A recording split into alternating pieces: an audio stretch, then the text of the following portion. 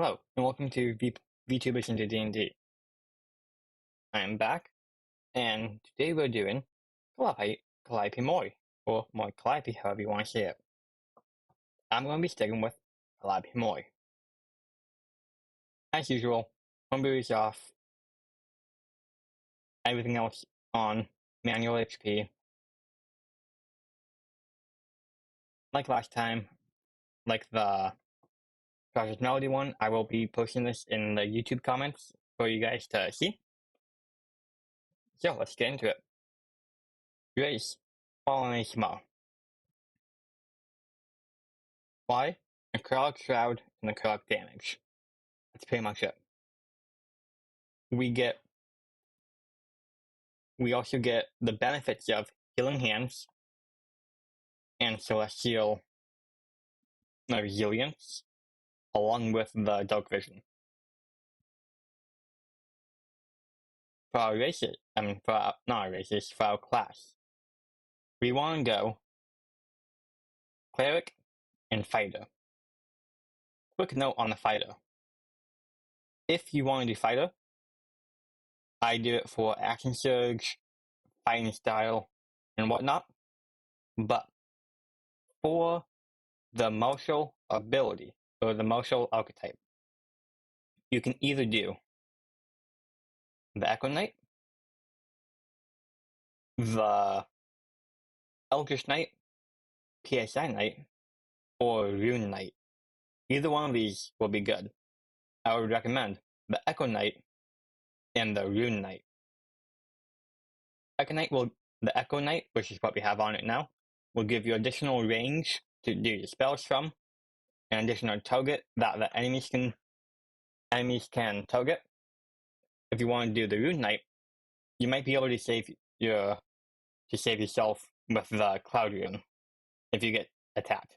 We don't have high AC with this, and you'll see that in a minute. For the Death Domain Cleric, I have put on optional features from Tasha. If you don't have them, don't worry. They're not necessary for this class, or for this build. First off, Divine Domain. We have Death Domain, obviously. Mori Calliope is the Handmaiden of Death. It's only fitting that our Cleric has Death Domain. As an added benefit, we'll be able to get proficiency with martial weapons. This is our starting class, so when we do this, we'll actually be able to use martial weapons. Fighter, I would suggest you do it only after you get to level 6. And I'll tell you that in a second. And I'll tell you why in a second. First level, we get Reaper, which will give you one of these spells free. Cleric learns one Necromancy cantrip of their choice. When you cast that cantrip,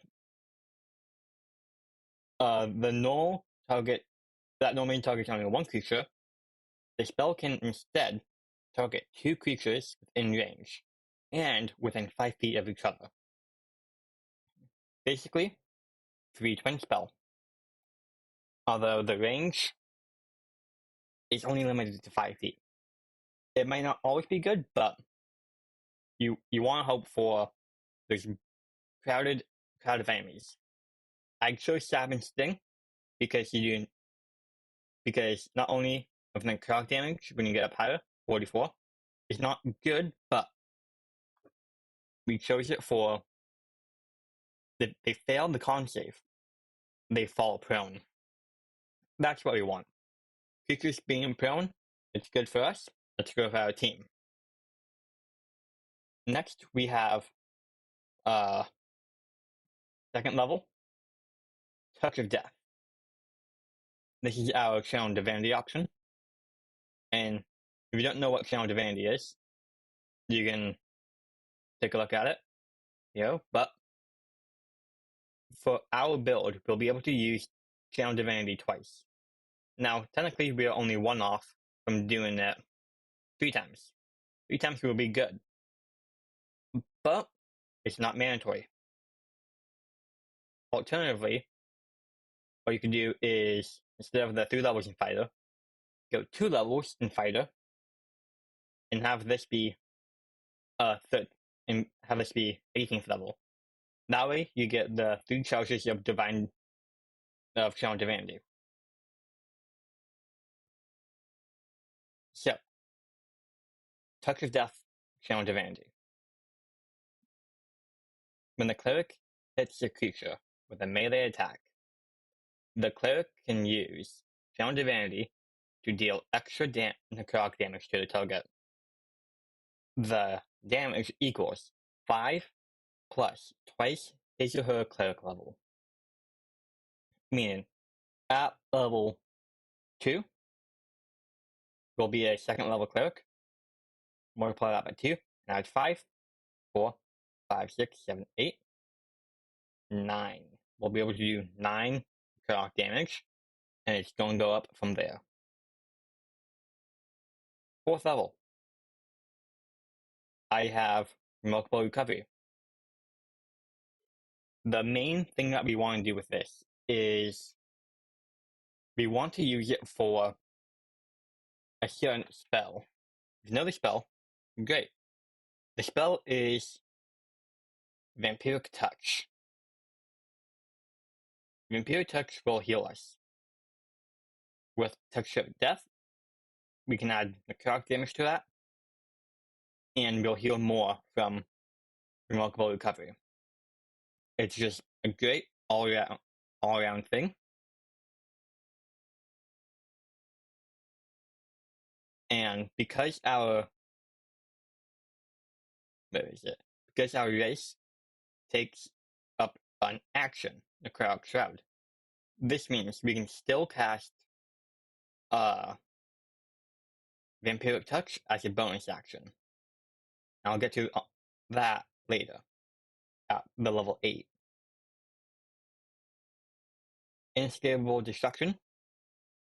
Necrotic damage dealt by the character's cleric spells and Channel Divinity options ignore resistance to it. Ignore resistance to necrotic damage. So, at 6th level, it's basically a free version of Elemental Adept. Now, Elemental Adept lets you take any 1 and move it over to a 2. Or 1 and re-roll it.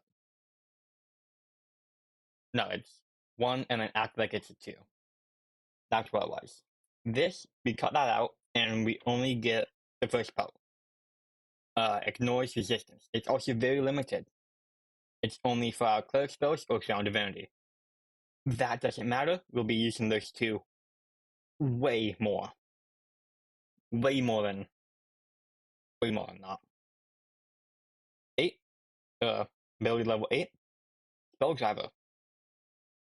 Spelldriver will cast a 3rd level spell or higher as a bonus action.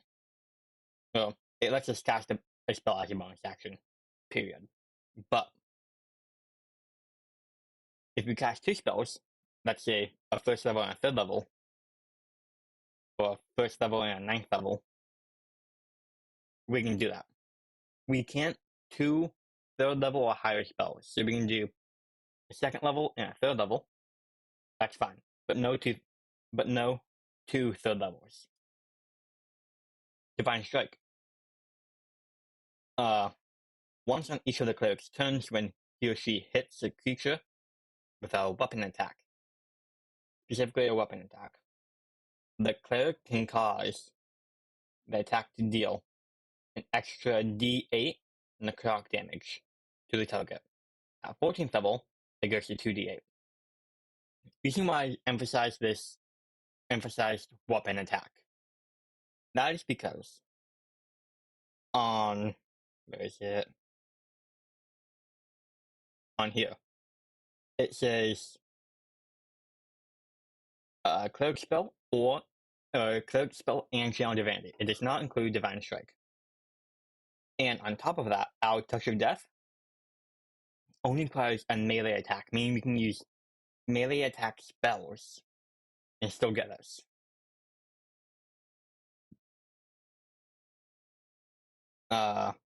Divine. This is a base cleric thing. We don't care about that. Now, I have these two back to back as dexterity score improvements. Now, I have 2 feats in 2 of these, and that is because our dex is very bad. We don't have a good dex for this. Now, if we wanted to, we can move. I'll get to that later, actually. We have one more thing. Improved Reaper.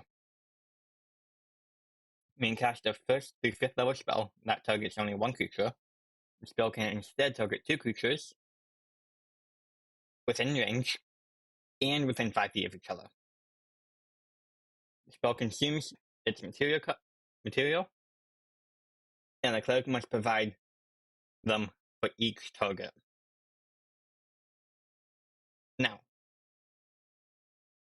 the reason why I was talking about dex scores, our AC isn't very good. We could, alternatively, move that down to 12, move that up to a 14. This will make it better. But we'd want a martial weapon for this. We want a martial weapon for this class. Alternatively, one with finesse. Meaning, we want a rapier. Oh, actually, let's just go here and I'll show you guys the finesse weapons. Equipment.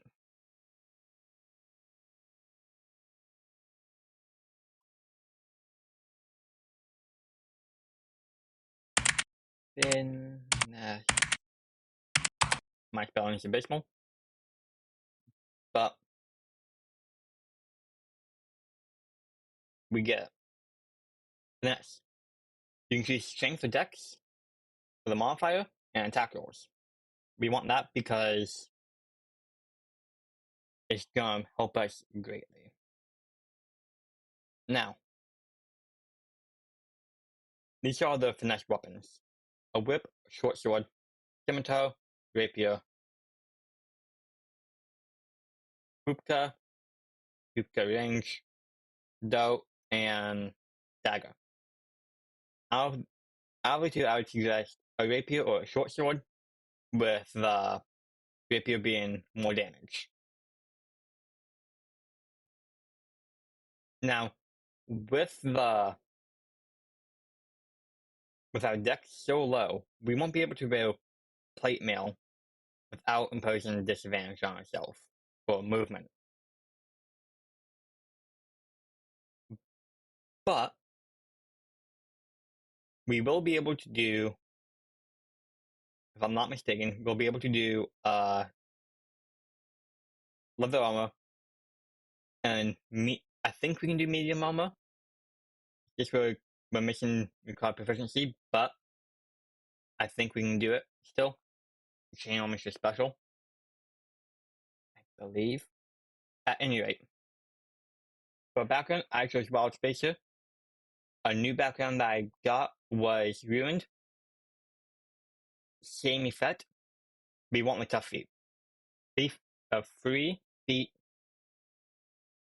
and the feature doesn't really matter. We get the 3 feet.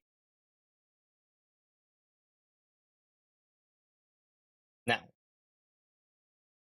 why did I build her this way?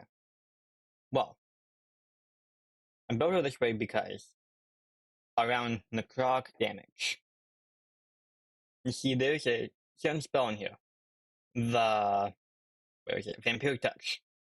Vampiric Touch will let us do our abilities and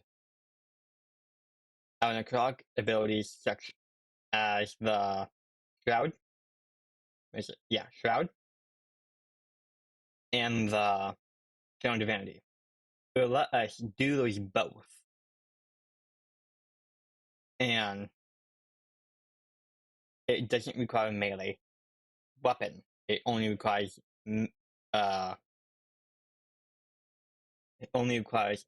uh spell. Uh, technically melee attack. It doesn't require a melee weapon. Meaning, Necrotic Shroud gives us 20 points of extra necrotic damage.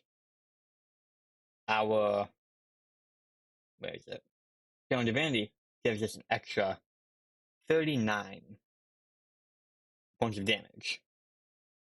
Meaning, from these two abilities, we automatically get at least 56 damage. 59 damage. Sorry. To add on top of that, if we do Vampiric Touch, I do believe average an average dice roll for a d6 would be 3. So we roll 3d3, the 3d6, average of 3. We get around 9. Around 9. Usually, that's not that good. But with our Crown Divinity and our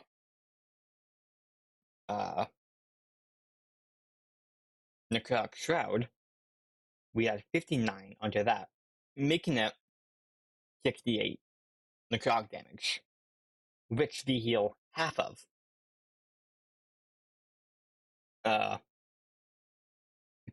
Equal to half the amount of necrotic damage dealt. You can make this more than once. We don't care about that. We heal from that. We would heal about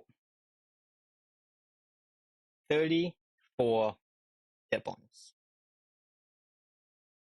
And we have the feat of Remarkable Recovery. We heal an additional 2 from that, making it 36. Now, reason why we have Vampiric Touch is because we also have Life Transference. We are going to be centered around these two spells, mainly. With the Shroud, it's every turn. With the Channel Divinity, I do believe it is that turn specific on that one thing. Let's see. Channel Divinity, yes. When you hit a creature with a melee attack, you can spend Channel Divinity to deal that much damage. So that is, it doesn't have a time limit, it's only that one thing. Which is sad. But it does mean that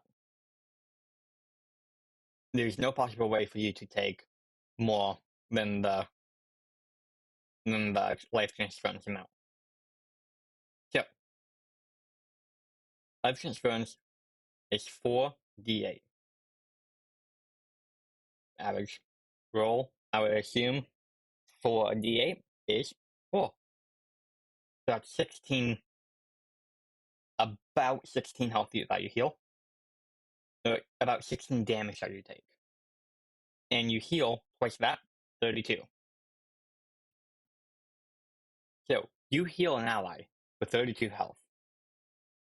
You take 16. When you do Vampiric Touch, you deal like 68 damage, and you heal about 36, which is roughly what you heal other people. So, the entire goal is preserve your life and preserve an ally's life. Now, we do have Aura Life, which regains 1 hit point.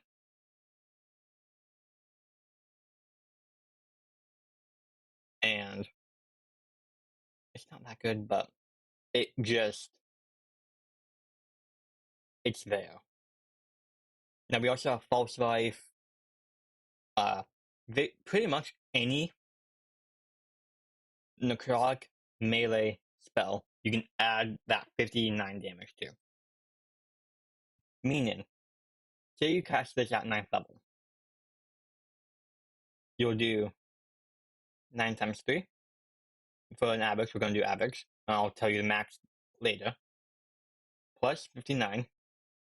For an average of 86 damage you do to a target. I think that is roughly about the average 9th level fireball. Divide that by 2, because you heal half that. 43 damage. You heal for 43. You only take where is it? For life constraints, you only take like 16 at 3rd level. So at higher levels, at 10 times 4, you'll take about 40. You'll heal an ally for about 80. So there is that. Now, we also have, we don't want the longsword, we want the rapier.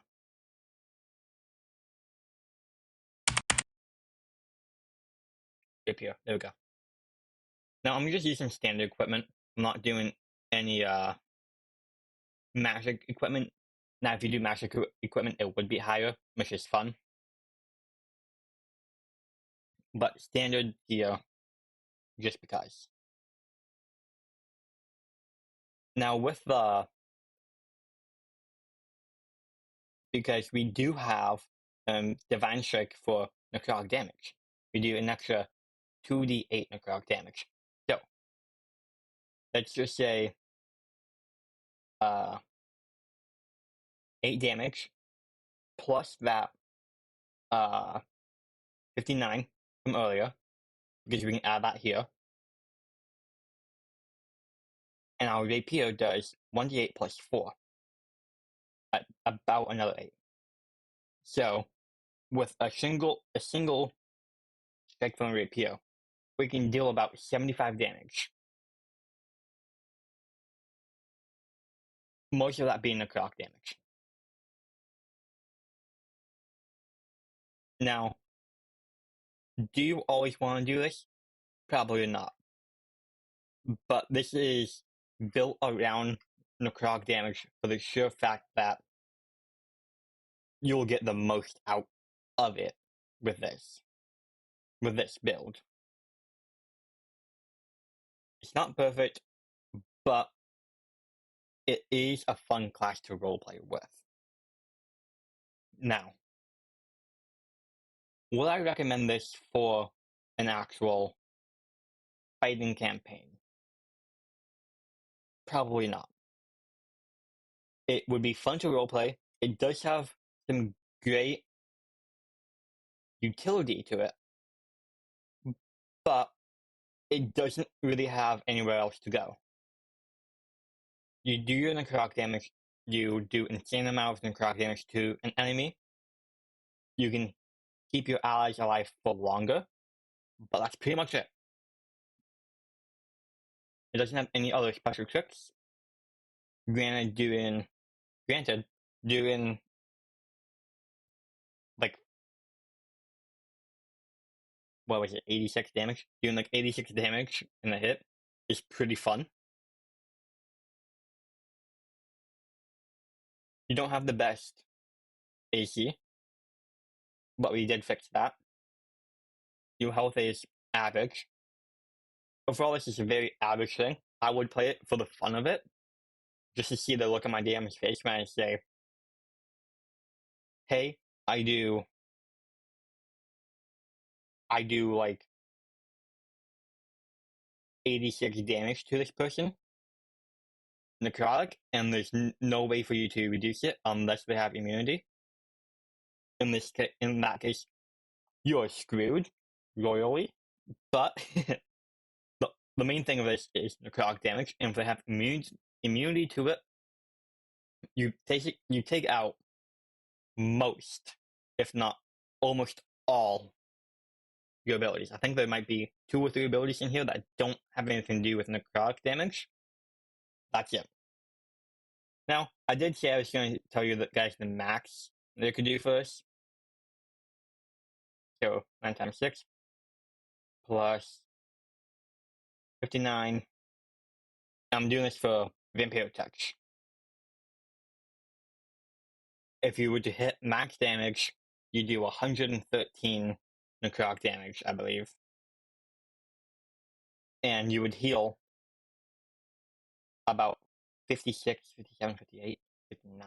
You'd heal about 59 in health, which is pretty fun. At any rate, thank you for joining me. This was fun to make. I did have some hard time figuring out what to do with this, but I hope you guys have a fun time. Hope you enjoyed the video, and I'll see you guys later. Thank you for coming, and goodbye.